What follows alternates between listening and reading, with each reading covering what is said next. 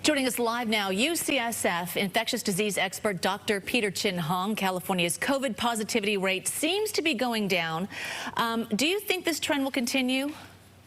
Well, Juliet, I think this is really what we've been hoping for. And in my heart of hearts, I think it's a trend that will likely continue. We've seen it first started with their mask mandates earlier than we did. And now we're seeing a rate of decline in new cases per week and a decline as well in the test positivity rate, showing that we're probably cresting the curve now. We're at a plateau.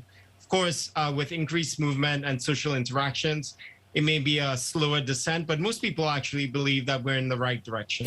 Okay, and if I want to refer to something that we had earlier in our newscast, 68 students and staffers tested positive within the Oakland Unified School District.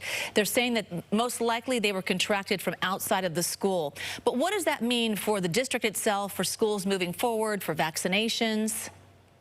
Well, it at least brings up two issues for me. The first is that most of these kids are getting it really in the community, and that's what we've seen time and time again in the school studies. Even in last year's school studies in Wisconsin and Georgia, most of the times when kids get it, they get it from outside, not in school. School is very controlled, not a lot of intra-school transmission. The second point is that to really protect the kids who can't get vaccinated under 12, immunize all of the people who can be immunized in their lives. So teachers, staff, parents, grandparents, uncles, aunts, if you immunize them, you're going to protect the kid. Because what we've seen in other parts of the country where there are many more kid hospitalizations is that when they get it in households where the adults are not vaccinated.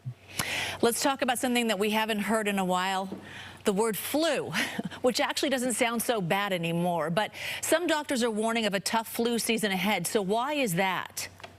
Well, for most of last year, the reasons why we didn't get flu are the same reasons we didn't get colds as much. We walked around, we were really aware of our surroundings, we washed our hands, we wore masks.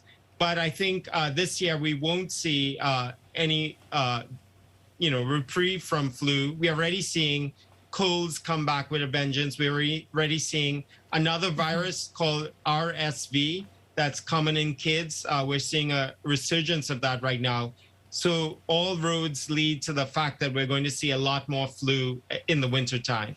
I've got to say, out of my kids and their friends, they have never complained about wearing a mask in class, ever. So that's a nice thing to hear. All right, Dr. Peter Chin Hong, thank you so much.